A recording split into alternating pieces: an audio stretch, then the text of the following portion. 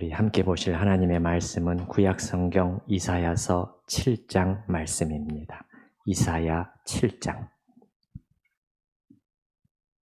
이사야서 7장 1절부터 9절까지입니다.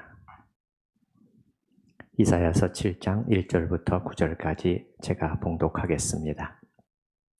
우시야의 손자요 요담의 아들인 유다의 아하스 왕 때 아람의 르신 왕과 르말리아의 아들 이스라엘의 베가 왕이 올라와서 예루살렘을 쳤으나 능히 이기지 못하니라. 어떤 사람이 다윗의 집에 알려 이르되 아람이 에브라임과 동맹하였다 하였으므로 왕의 마음과 그의 백성의 마음이 숲이 바람의 흔들림같이 흔들렸더라. 그때 여호와께서 이사야에게 이르시되 너와 내 아들 스알야숲은 윗못 수도 끝 세탁자의 밭 큰 길에 나가서 아하스를 만나 그에게 이르기를 너는 삼가며 조용하라. 르신과 아람과 르말리아의 아들이 심히 노할지라도 이들은 연기나는 두 부직갱이 구루터기에 불과하니 두려워하지 말며 낙심하지 말라. 아람과 에브라임과 르말리아의 아들이 악한 꾀로 너를 대적하여 이르기를 우리가 올라가 유다를 쳐서 그것을 쓰러뜨리고 우리를 위하여 그것을 무너뜨리고 다브엘의 아들을 그 중에 세워 왕으로 삼자 하였으나 주 여호와의 말씀이 그 일은 서지 못하며 이루어지지 못하리라.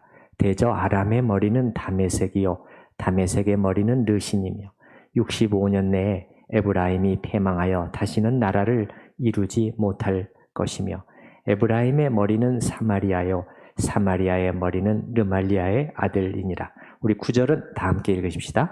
에브라임의 머리는 사마리아요 사마리아의 머리는 르말리아의 아들이니라. 만일 너희가 굳게 믿지 아니하면 너희는 굳게 서지 못하리라 하시니라. 아멘. 구약 이스라엘이라는 나라는 여러분이 잘 아시는 것처럼 우리나라처럼 남과 북으로 분단되어 있었죠. 우리나라는 지금 이제 분단된 지 한 75년 정도 된 것 같습니다만은 이스라엘은 200년 이상의 기간을 이렇게 분단으로 지냈습니다.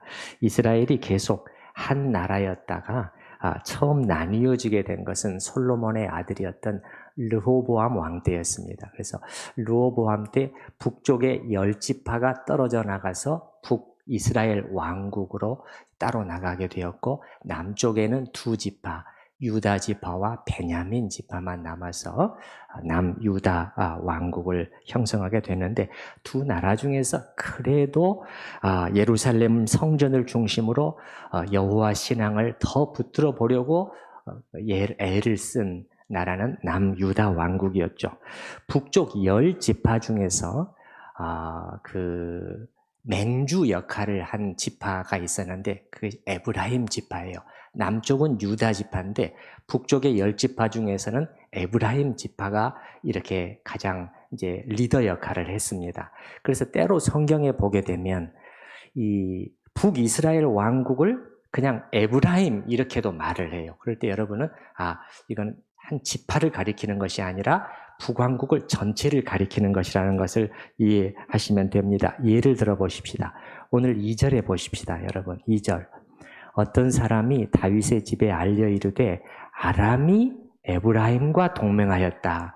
그러면 아람이라는 한 나라가 에브라임 지파와 동맹했다는 것이 아니라 북이스라엘 왕국과 동맹을 했다는 것입니다. 그래서 에브라임이 북이스라엘 왕국이에요.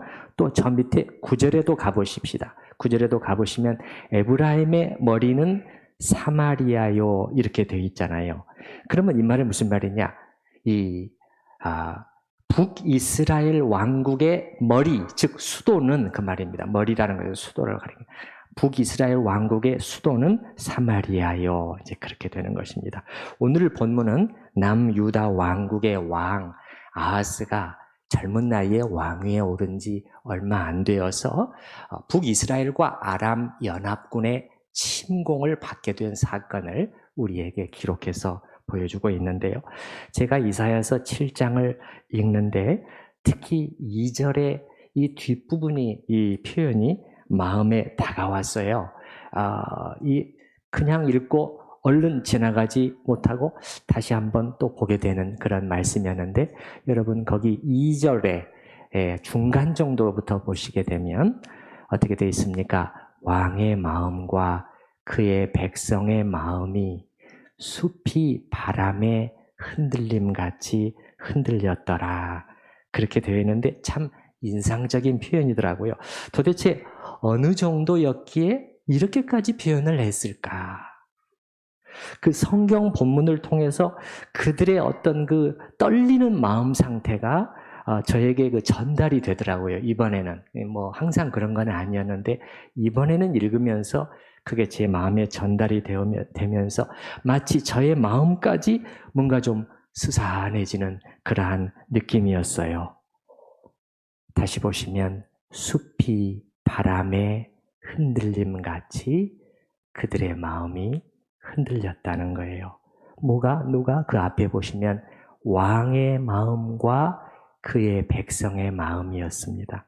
그러니까 왕 아하스에게서 이 공포심이 시작이 된 것이죠. 이 공포심이 왕에게서, 그 다음에 궁정의 대신들, 고위 관료들에게, 그 다음에 온 궁궐 안에, 수도 예루살렘에, 그리고 남왕국 유다 전체에 이 무서운 공포심이 신속하게 퍼져나갔다 하는 것을 알 수가 있어요. 이 소식이 이 뉴스가 이제 전해지면서 그렇게 된 것이죠.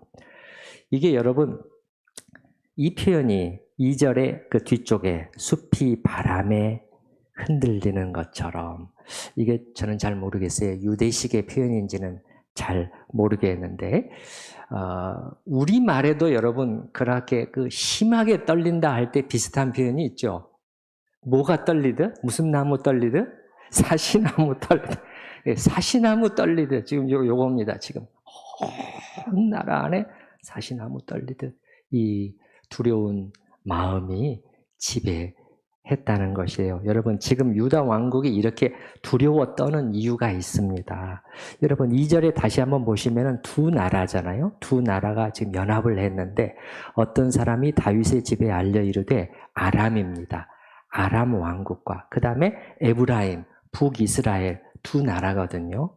근데 이 남왕국 유다는 이 각각의 나라에 이미 심하게 당한 적이 있어요. 그 기억이 생생합니다. 얼마 되지도 않았어요. 여러분, 여기를 펴놓으시고 우리 앞쪽에 잠깐 좀 한 군데를 보실 필요가 있겠는데요. 이게는 바로 돌아올 테니까요. 역대하 28장 말씀을 한번 보십시다. 692페이지 근처인데요. 역대하 28장 1절부터 잠깐 보시겠습니다. 692페이지 근처.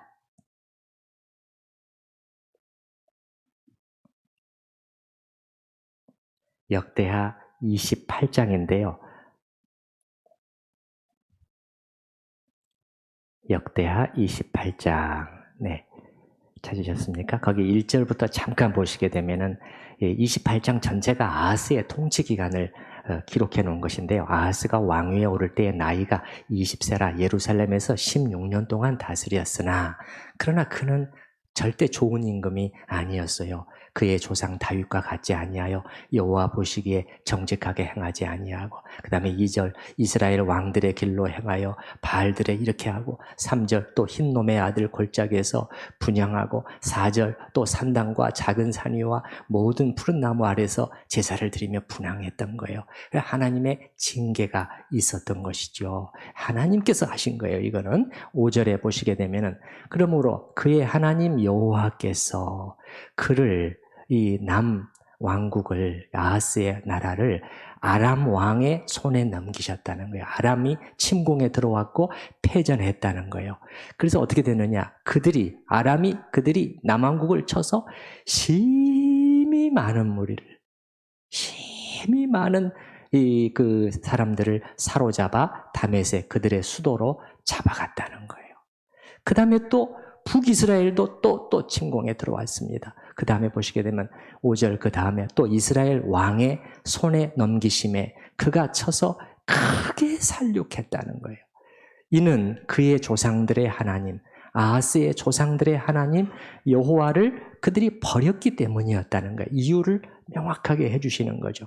그러면서 르말랴의 아들 베가가, 이게 누구냐면 북이스라엘의 왕입니다.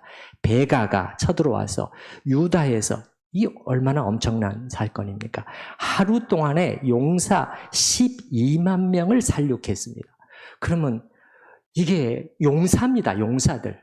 이걸로 봤을 때 유다 왕국의 이 용사들은 거의 다 엎드러진 거예요. 거의 다 엎드러진 것입니다. 12만 명을 죽였고요. 그 다음에 7절에 보시게 되면은 에브라임의 용사 시그리는 또 나오죠. 에브라임은 북왕국을 가리킨다고 보시면 돼요. 그 시그리는 왕의 아들 마세야를 죽였고, 왕자를 쳐 죽였고, 국내 대신 아스리감과 총리 대신 엘가나를 죽였다는 거예요. 이 말은 무슨 말입니까? 왜 이들의 이름이 언급이 되고 있을까요? 이들의 죽음은 온 국민에게 큰 충격을 가져왔다는 것입니다. 더군다나 이뿐만이 아니었습니다. 일반 양민, 남왕국 유다에서 일반 남녀노소, 양민 무려 20만 명을 사로잡아서 북쪽 사마리아로 끌고 간 거예요. 또 그렇게 됐어요. 다행히 하나님의 은혜로 북왕국에서 선지자 오뎃이라는 사람이 나와가지고 너희의 형제들인데 너희가 지금 노예를 삼고자 하느냐라고 하나님의 그 말씀으로 꾸짖어서 다행히 그들이 살아 돌아가는 그런 일은 있었지만 그게 지금 8절서부터 15절까지의 그 기록이 바로 그 내용입니다. 그래서 여러분 다 읽지는 않겠습니다만 9절, 10절만 잠깐 보십시다. 9절, 10절. 잡아가니까 사마리아로 20만 명의 포로를 남왕국에서 끌고 갔으니 뭐 대단한 거죠. 그곳에 환영받을 줄 알았는데 그곳에 여호와의 선지자가 있는데 9절입니다. 9절. 이름은 오뎃이라. 그가 사마리아로 돌아오는 군대를 영접하고 그들에게 이르되 너희 조상의 하나님 여호와께서 유다에게 진노하셨으므로 너희 손에 넘기셨거든. 너희가 잘해서 그렇게 하신 게 아니야. 그들이 잘못했기 때문에 징계를 하셔서 너희 손에 넘기셨는데 그 다음에 보시게 되면 너희 북왕국의 노기가 충천하여서 남왕국을 그렇게 막 살육하고 10절 이제 너희가 또 유다와 예루살렘 백성들을 압제하여 노예로 삼고자 생각하는도다. 그러나 너희는 너희의 하나님 여호와께 범죄함이 없느냐 이렇게 꾸짖으셨어요. 그래서 그들이 다행히 그 선지자의 말을 듣고 포로 20만 명을 다시 돌려보냈어요. 그러나 어찌됐든 이 가슴 떨리는 일들이 있었지 않습니까? 여러분 우리 이제 본문으로 다시 돌아와 보십시다. 이사야서 7장으로 돌아와 보셔요.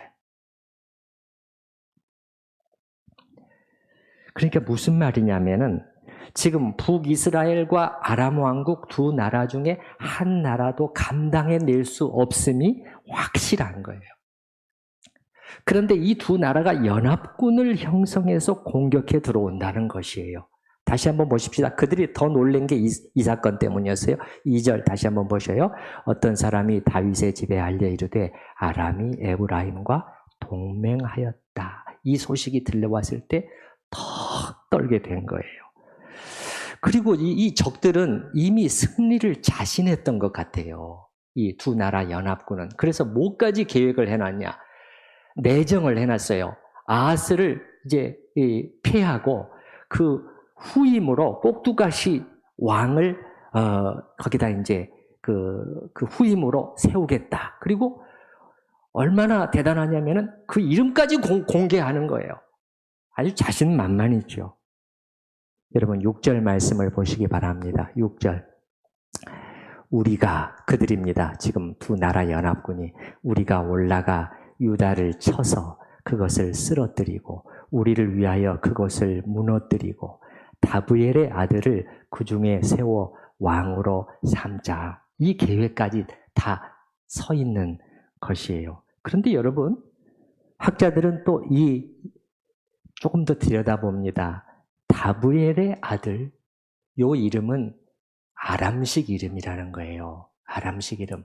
그가 유다 왕실에 속한 사람인지는 모르겠지만은 이건 다윗의 후손이 아닌 것은 확실하다는 것이죠. 다윗의 후손이. 그게 무슨 말이냐?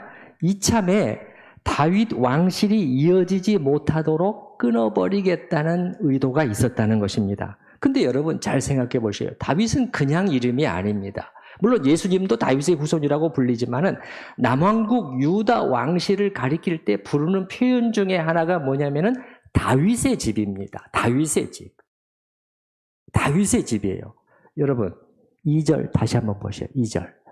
어떤 사람이 다윗의 집에 알렸다는 것입니다. 그냥 다윗의 몇몇 가족들이 아닙니다. 다윗은 이미 죽은 지 오래됐고요. 그러면 남왕국 유다 왕실을 가리키는 것이에요. 그래서 유다 왕국이라는 것은 뭐냐? 다윗에게 주어진 하나님의 언약, 이 약속을 붙들고 나아가는 나라인데 왕실에서 이 다윗의 이름을 지워버리겠다는 것이에요. 그러니까 이게 지금 보통 이 상황이 아닌 것이죠. 아시겠죠?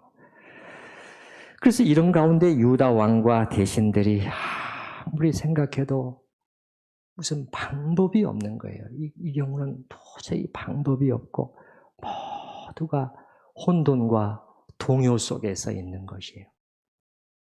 그리고 두려움과 좌절 가운데 있는데 바로 이때 하나님께서 선지자 이사야를 왕에게로 보내십니다. 아하스 왕은 이때 무엇을 하고 있었냐면은 이제 성이 포위될 경우 얼마나 버틸 수 있겠는가 이것을 이제 생각해야 되는데 그때 물이 중요하다는 말이에요. 성 안에 물이 없으면은 성은 단 며칠도 포위 공격을 견뎌낼 수가 없거든요. 그래서 성 안에 수로를 살피고 있었던 것 같습니다. 학자들은 나중에 히스기야 왕 때 그 안에 이제 그 터널이 형성이 됐기 때문에 이때만 해도 성 안에 물의 양이 많지 않았다는 것이에요. 그래서 여러분 그 3절에 보시게 되면 고기를 수로를 살피고 있을 때 거기에 선지자를 보내시는 거예요. 왕을 만나게 하시는 거예요. 3절 보시면 그때 여호와께서 이사야에게 이르시되 너와 내 아들 스알랴숲은 윗못 수도는 수로입니다. 수로. 물길이죠. 물길. 윗못 수도 끝 세탁자의 밭 큰 길에 나가서 아하스를 만나라. 그러면서 이제 4절의 말씀을 하나님께서 주시는 것이죠. 우리 4절 말씀을 한번 같이 읽어보십시다. 그에게 이르기를 너는 삼가며 조용하라. 르신과 아람과 르말리아의 아들이 심히 노할지라도 이들은 연기나는 두 부지깽이 그루터기에 불과하니 두려워하지 말며 낙심하지 말라. 제가 이사야서 7장 이 부분을 읽어나가는데 두 가지 표현이 들어가는 거예요. 아까 하나는 그 흔들리는 그 표현, 그게 너무나 안쓰럽고 이제 그게 표현이 딱 들어왔고요. 그 다음에 또 하나의 표현이 여기 나오는 4절이에요. 부지깽이라는 표현입니다. 연기나는 부지깽이에요. 여러분 우리 한번 따라서 해보십시다. 부지깽이. 여러분 부지깽이라는 것이 무엇이죠? 부지깽이라는 것이 불에 타고 남은 이 나무 조각을 말하는 것이거든요. 불에 타고. 근데 여기 보면 연기 나는니까 불이 이제 막 꺼져가지고 이제 불에 타고 연기가 피어오르는 그 나무 조각이에요. 그러면은 여러분 이거 어떻습니까? 요거 바닥에 툭 치면 어떻게 되죠? 이거 완전히 바스러져 버리는 거잖아요. 그렇죠? 산산조각 나버리는 것이잖아요. 그게 무슨 뜻이에요? 아무것도 아니라는 거예요. 하나님의 말씀이. 그러니까 여러분 이렇게 두 가지가 정반대로 나타나고 있는 게 보이시나요? 한쪽의 시각은 너무도 무서운 적국의 두 왕이에요. 생각만 해도 가슴이 떨릴 정도예요. 근데 다른 한쪽의 시각은 뭐죠? 방금 뭐였죠? 대답해 주셔요. 여기 계신 분만이라도. 부지깽이. 예, 부지깽이. 뭐라고요? 부지깽이라는 거예요.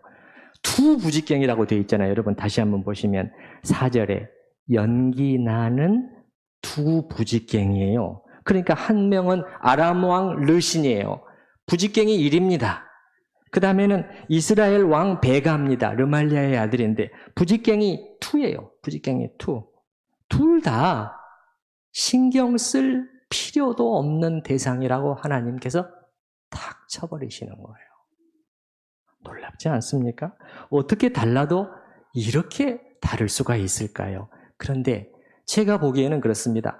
바로 이 본문에서 오늘 하나님의 말씀, 성경이 우리에게 대조시켜서 보여주시려고 하는 그 부분이 바로 이 대조인 것 같아요. 어떻게 공포의 두 나라 연합군이 연기나는 부직갱이, 아무런 힘도 못 쓰는 부직갱이가 될 수 있단 말이냐는 거예요. 이거 우리가 생각을 해야 되는 것이죠. 무엇 때문에 달라졌는가? 무엇 때문에 달라졌는가? 눈앞에 있는 현실은 분명해요. 지금 내 눈앞에 뚜렷하게 너무도 보이는, 다 알고 있는 이 불가능한 현실이에요. 도저히 넘을 수 없는 산이에요. 그게 확실하거든요. 그렇게 보이는데 뭐가 달라졌느냐는 거예요. 뭐가 달라진 거죠? 하나님이란 요소가 이 속에 들어오게 된 거예요. 하나님이 빠져버리게 되면은 여전히 무시무시한 대군일 뿐이에요. 그 이상도 이하도 아니에요. 당해내는 것은 불가능해요. 대책 없음, 완전 불가능. 그게 확실한 답이에요.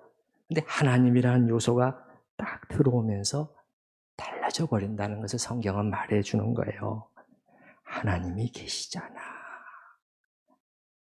우리가 섬겨온 하나님이시잖아. 눈에 보이지는 않지만, 여러분, 우리 눈에도 안 보이지만 유다 백성들의 눈에도 하나님은 보이지 않았습니다. 그러나 우리와 함께 오신 하나님이신 거 우리가 알고 있잖아. 그거죠. 그리고 우리가 늘 입으로 예배 드리면서 기도할 때마다, 찬양할 때마다 살아계신 하나님, 만국을 다스리신 하나님, 그렇게 고백하면서 찬미하며 섬겨온 그 하나님이 계시기 때문에 그 무시무시한 적군도 연기 나는 부직갱이가 되어버릴 수 있는 것입니다. 그 크신 하나님이 그들의 도모는 서지 못한다. 이 한 말씀 하시면 끝나버린다는 거예요. 맞습니까? 네. 하나님께서 그렇게 말씀하셔요. 7절 보시기 바랍니다. 7절. 6절에 뒤쪽에 보면 우리가 올라가서 유다를 쳐서 6절 맨 뒤에 이렇게 왕으로 삼자 하였으나 7절 한번 같이 읽어보십시다. 주 여호와의 말씀이 그 일은 서지 못하며 이루어지지 못하리라. 하나님이 한 말씀 하시면 끝이라니까요. 맞습니까? 네. 그리고 실제로 그렇게 말씀하신 대로 됐어요. 적의 대군은 위협만 한 게 아니라 실제로 쳐들어왔습니다. 여기 1절에 보시면요. 1절에 보면 나타나요. 1절은 아마 나머지 2절 이후에 전체 사건을 먼저 딱 한 문장으로 요약해서 먼저 결론부터 말해주는 것 같아요. 1절 제가 읽어보겠습니다. 우시야의 손자요 요담의 아들인 유다의 아하스 왕 때 아람의 르신 왕과 르말리아의 아들 이스라엘의 베가 왕이 올라와서 예루살렘을 쳤으나 능히 이기지 못하였다는 거예요. 하나님의 말씀대로 된 것이죠. 여러분, 하나님께서 어떤 결정을 내리시는가, 그게 중요한 것입니다. 그게 중요한 것이지 눈앞에 적이 얼마나 강하고 무서운 세력인가, 혹은 우리 눈앞에 장애물이, 이 벽이 얼마나 지금 높이 쌓여 있는가, 얼마나 우리가 넘어갈 수 없을 정도인가, 도대체 어느 정도의 어려움인가, 그거는 둘째예요. 하나님께서 어떤 결정을 내리시는가, 이게 더 중요한 것인 줄 믿습니다. 이게 믿는 자의 시각이에요. 신앙인의 관점은 이래야 되는 것이죠. 신앙인의 관점은 하나님에게 가 있는 것이죠. 크신 하나님이 뭐라고, 부직갱이? 그러면 되는 것이다. 이게 신앙인의 관점이에요. 이게 없으면은 우리는 사실은 그리스도인이 아니죠. 그냥 교인일 뿐이죠. 교회에 출석하는 사람. 그럼 우리 삶 속에서 그 하나님이 어떻게 나에게 어떤 하나님으로 계시느냐? 특히 이렇게 어려움을 만나게 됐을 때죠. 그때 하나님은 나에게 혹은 우리에게 어떤 하나님으로 지금 계시느냐? 혹은 우리 가정에. 자, 그러면서 하나님은 자기 백성들에게 또 말씀을 해주셔요. 이런 커다란 위기 상황 속에서 그들이 취해야 될 태도에 대해서 분명하게 해주십니다. 분명하게 해주셔요. 4단어로 말씀을 해주십니다. 4단어로 요약해서 말씀을 해주시는데 여러분 4절을 잘 보시게 되면요. 하나님께서 4단어를 말씀해 주셔요. 이렇게 해라, 이렇게 해라. 4단어를 여러분이 앞쪽에 2단어가 있고요. 맨 뒤쪽에 2단어가 있어요. 사실 그 앞쪽에는 뭐하고 뭐가 있나요? 그에게 이르기를 첫째 너는 뭐하며? 삼가라. 두 번째는 조용해라는 거예요. 맨 뒤에는 불과하니 그 다음에 또 뭡니까? 세 번째 두려워하지 말아라. 네 번째 낙심하지 말라는 거예요. 우리말 번역에는 이렇게 앞뒤로 나눠져 있잖아요. 원어 성경에는 이 4단어가 한꺼번에 연이어서 나옵니다. 그리고 앞쪽에 딱 이 단어들이 나와요. 하나님께서 이 말씀하고 싶었다는 거예요. 그들에게 이 4단어 말씀해주고 싶었다는 거예요. 여러분 이 4단어가 무슨 뜻인가 한번 우리가 생각해 보십시다. 첫 번째는 뭐죠? 삼가라는 거예요. 하나님께서 삼가라는 것은 이제 조심해라 그런 뜻이거든요. 그러면 조심해라라는 것은 무슨 뜻일까요? 조심해서 이런 상황을 네가 만났는데 조심해서 너 자신을 잘 지켜내라는 것이에요. 그런 의미라고 저는 생각해요. 그 다음에 두 번째는 뭐죠? 두 번째 말씀해 주세요. 삼가라. 그 다음에 두 번째 조용해라는 거예요. 동요하지 말고 가만히 있으라는 거죠. 여러분 또 나왔죠? 기억나시나요? 지난주에 여러분 기억나시죠? 이사야서 30장 말씀 기억나실 거예요. 너희가 돌이켜 조용히 있어야 구원을 얻을 것이요. 기억나시나요? 예. 가만히 있으라고 하나님께 또 말씀하셔요. 동요하지 말고 가만히 있어. 근데 이제 그게 이런 뜻은 아니라고 그랬죠. 그냥 움직이지 말고 가만히 있어라. 그런 뜻은 아니고 너희는 가만히 있어 무엇을 알라? 내가 하나님 됨을 알지어다. 하나님이 동요하지 말고 하나님이 누구신지 곰곰이 생각하라는 게 두 번째고요. 세 번째는 뭐죠? 두려워하지 말라는 것이고요. 네 번째는 낙심하지 말라는 것이잖아요.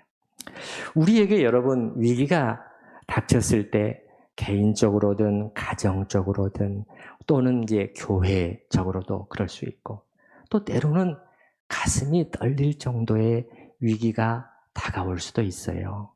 바로 이럴 때 우리에게 필요한 태도가 이 4가지인다라는 것을 우리가 배울 필요가 있다는 것입니다. 예를 들어서 한 가정 안에 감당하기 어려운 일이 터졌어요. 너무너무 가족들의 마음을 무겁게 하고 이게 어떻게 우리가 헤쳐나갈 수 있단 말이냐. 이렇게 터졌을 때 만약에 부모 중에서 부모 둘 다면 더 좋겠지만 아니면 한 사람만이라도 힘들지만은 신앙 안에서 마음을 딱 다잡아 먹고 이 4가지의 자세를 딱 견지해 나가는 거예요. 그리고서 가족 구성원들을 그렇게 격려할 수 있다면 하나님이 살아계시잖아. 우리 기도하자. 우리 기도하자. 네, 이렇게 나아가면은 그 가정은 위기를 극복하고 다시 일어설 수 있는 기회가 주어집니다.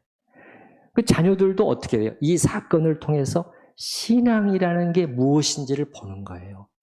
말로만이 아니라 신앙이라는 게 이런 것이구나 하는 것을 배우게 되고 그들 안에 신앙적인 자신감이라는 것이 형성이 되게 됩니다.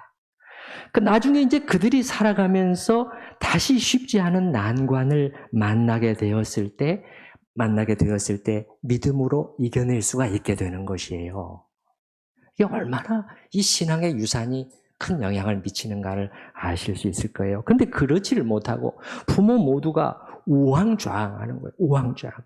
막 울고 말이죠. 야, 이제 우리 어떡하니? 큰일 났다. 다른 말로 하면 여기 4절에 4가지가 나오는데 반대로만 행하는 모습을 보여주는 거예요. 첫 번째 뭐죠? 3가지를 못하는 거예요. 부모가. 그 다음에 조용하지 못하고 막 동요하는 거예요. 동요. 세 번째는 두려워해요. 그냥 무서워하는 거예요. 막 무서워해요. 네 번째는 뭐죠? 낙심해요. 좌절해버리는 거예요. 좌절해버리는 주저앉아 모습을 보여주는 거예요. 이런 가정은 쉽지가 않습니다. 자꾸 힘들어지게 돼요. 왜 그렇죠? 위기를 극복할, 신앙으로 위기를 극복할 능력이 결여되어 있기 때문에 그렇게 되는 것이죠. 가정적으로도 개인적으로도 마찬가지지만 또 교회적으로도 마찬가지죠. 우리 교회, 우리 천우교회로서는 지금 무슨 중요한 일을 앞에 놓고 있지요? 네. 무엇이 우리가 넘어야 할, 반드시 넘어가야 할 중요한 산이지요? 예. 교회 재건축. 이 높은 산을 우리가 앞에 놓고 우리의 자세는 또 어떠한지. 만약에 지금 우리 각자에게 여기 본문 4절에 나오는 이 4가지 마음 자세가 이 재건축이라는 산을 앞에 놓고 우리 이 4가지 자세가 있는지 한 번씩 돌아볼 필요가 있을 것 같습니다. 예. 어떻습니까? 그렇지 못하고 이 4가지 자세가 우리에게 저로부터 시작해서 우리 장로님들, 우리 교역자들, 또 우리 중직자들, 온 성도들 딱 이 4가지 견지하고 우리가 또 나가야 되는데 그러지 못하고 반대로 상황에 따라서 자꾸 이렇게 흔들린다면 비용이 이렇게 많이 들어간다는데 우리 교회에 그런 돈이 어디 있어? 지금도 렌트비가 이렇게 많이 들어가는데 정말 이러다가 우리 어떻게 되는 거 아니야? 둔촌 아파트가 저렇게 지금 복잡하게 되었는데 뭐 상가도 비대인이 어쩌니 하면서 굉장히 시끄럽다는데 정말 괜찮을까? 만일 딴소리가 나오게 되면 우리에게 불리하게 되면 어떡하지? 물어야 할 것은 우리가 이렇게 하고 있을 때 이 속에 하나님이 계시는가? 그거죠. 그렇죠? 네. 유다 왕국 잘 보시라는 거예요. 하나님이 빠져 있을 때는 숲이 바람에 흔들리듯 흔들렸다는 거예요. 공포 그 자체였습니다. 공포 그 자체였어요. 근데 그 속에 하나님이 들어오시자 갑자기 부직갱이로 바뀌어버렸어요. 맞습니까? 네. 그러면 유다 왕국 지금서부터 2700년 전은 맞고 부직갱이고 지금 우리의 상황과는 또 관계없다? 이렇게 되면 우리는 정말 완전히 이원론적인 그러한 신앙관을 가지고 있는 것이죠. 이 하나님이 이 부직갱이로 만드신 이 하나님이 우리의 모든 생각과 염려, 또 우리가 하는 말, 우리가 세우는 계획 속에 하나님이 계시는가 하는 것이죠. 그것이 교회 재건축이든 혹은 우리에게 다가오는 다른 무슨 큰일이든 간에 불가능해 보이는 일을 가능으로 바꾸어 버리시는 하나님이 늘 우리의 생각과 말과 계획 속에 계시느냐? 그거를 우리가 늘 묻자는 것이에요. 다시 한번 여러분, 하나님께서 우리에게 요구하시는 4가지 자세 4절 다시 한번 확인하십시다. 첫 번째, 삼가라. 믿음 안에서 자신을 잘 지키라는 것이죠. 두 번째, 조용히 신뢰하라. 그 다음에 세 번째, 네 번째, 두려워하거나 낙심하는 일이 없이 앞으로 나아가라는 것이죠. 이렇게 하지 않으면 굳게 설 수 없다고 하나님은 말씀하셔요. 예, 여러분 9절 그 하반절을 보시기 바랍니다. 9절 두 번째 문장 보시기 바라요. 만일 그렇게 되어 있죠? 만일 만일, 거기 한번 같이 읽어보십시다. 만일 너희가 굳게 믿지 아니하면 너희는 굳게 서지 못하리라 하시니라. 여러분, 하나님의 말씀이잖아요. 굳게 믿지 아니하면 굳게 서지 못한다는 것은 뭐죠?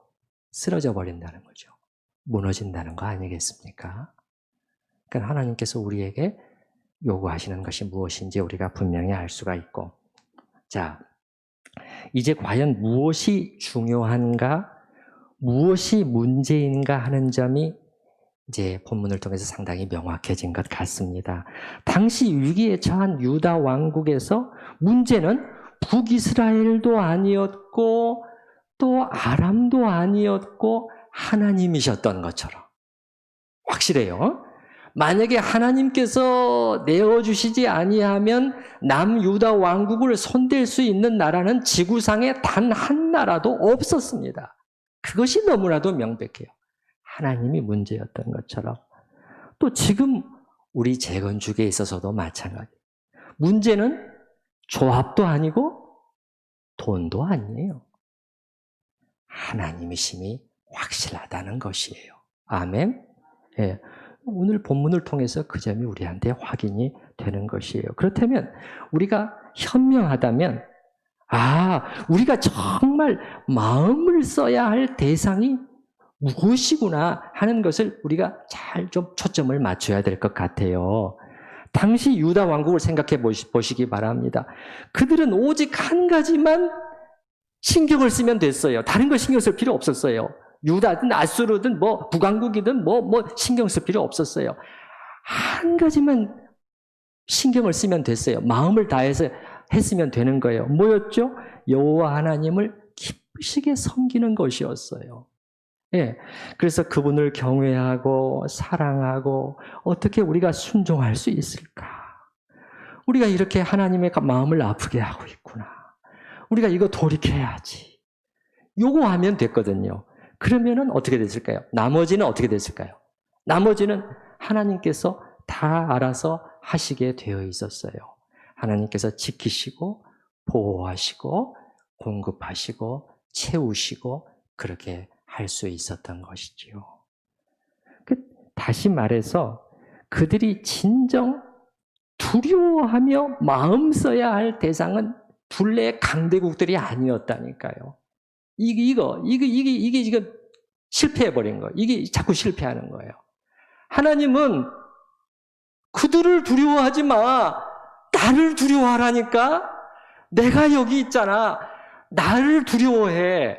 그러면 나머지는 하나님이 다 해주시겠다, 책임지시겠다는, 이게 반복되는 약속이거든요.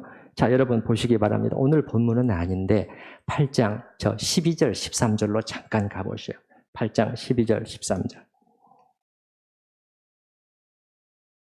8장 12절, 13절. 12절 앞쪽은 안 읽어도 되겠고요. 중간 약간 뒤쪽에 보시게 되면요. 12절 중간 약간 뒤쪽, 그들이 두려워하는 것을 거기부터 보십시다. 찾으셨나요? 거기 보시게 되면 그들이 두려워하는 것을 너희는 두려워하지 말며 놀라지 말고 13절 만군의 여호와 그를 너희가 거룩하다 하고 그를 너희가 두려워하며 무서워할 자로 삼으라는 거예요. 아시겠죠? 쉬운 말로 하면은 너희가 신경 써야 할 대상은 나야. 하나님께서 그렇게 말씀하시는 거예요. 오늘 우리도 마찬가지인 줄로 압니다. 우리가 정말 마음 써야 할 대상은 하나님이에요. 하나님이에요. 다른 어떤 게 아니라니까요.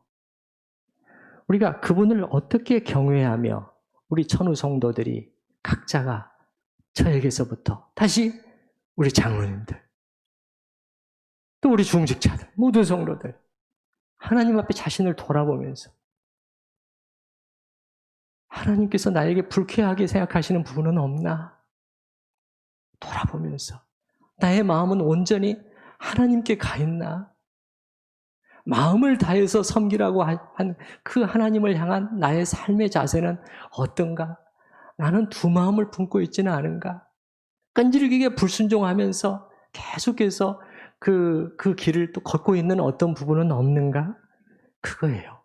그래서 우리가 어떻게 하나님을 경외하며 기쁘시게 섬길 것인가? 온 리더들로부터 모든 성도들이 여기에 마음을 쓰게 되면은 어떻게 된다는 거예요? 하나님을 기쁘시게 하는 일이 되고, 그것이 재건축이든 뭐든지 그 나머지는 하나님이 하신다는 거예요. 하나님이 하셔요. 네. 그래서 우리가 오늘 본문 말씀을 통해서 또 하나님께서 우리에게 오늘 아침 들려주시는 그러한 메시지를 생각을 하면서 우리 같이 기도하는 시간을 가지도록 하십시다.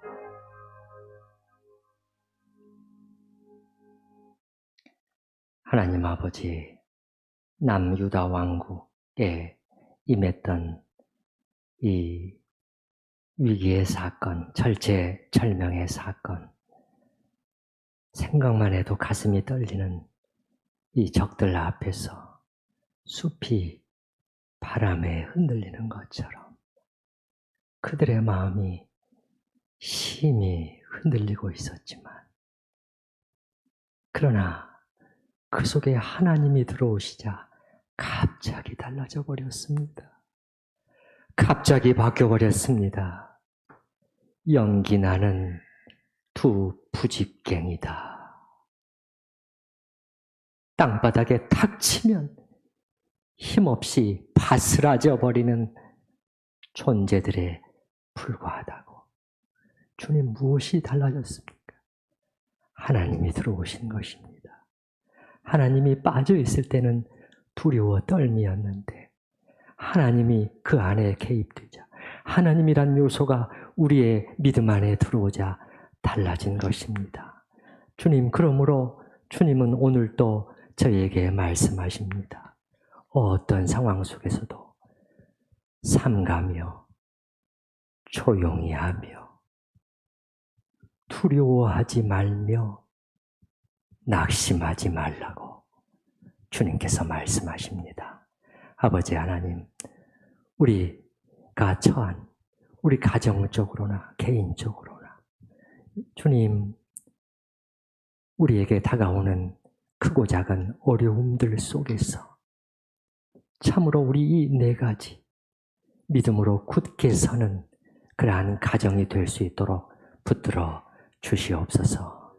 특히 이 가장인 우리 남자 성도님들, 정말 믿음의 지팡이를 단단히 붙들고 그렇게 위기를 극복할 수 있는 그러한 믿음의 능력이 그 속에 자꾸 배양되게 하시고, 그러한 믿음의 유산이 자녀들에게도 잘 전달되게 하여 주시옵소서. 아버지 하나님,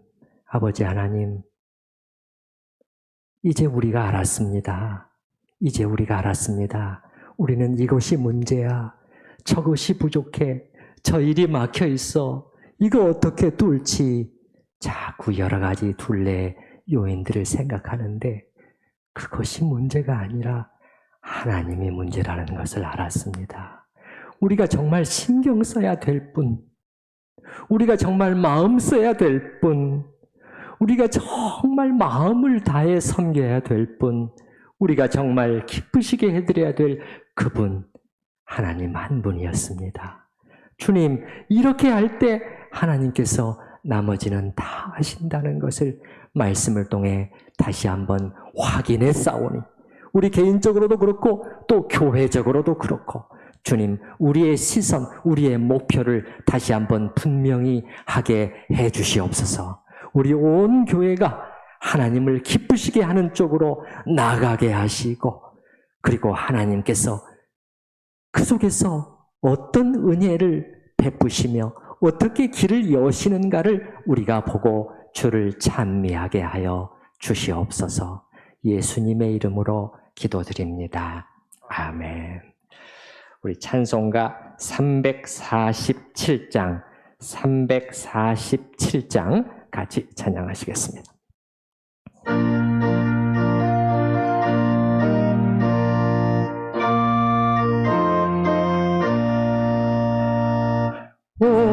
오락하신 새 땅에 주로 가려면 마음의 준비 다하여 임서이라세. 여호수아 본받아 앞으로 가세. 우리가 알쳐서는 주님 분일세.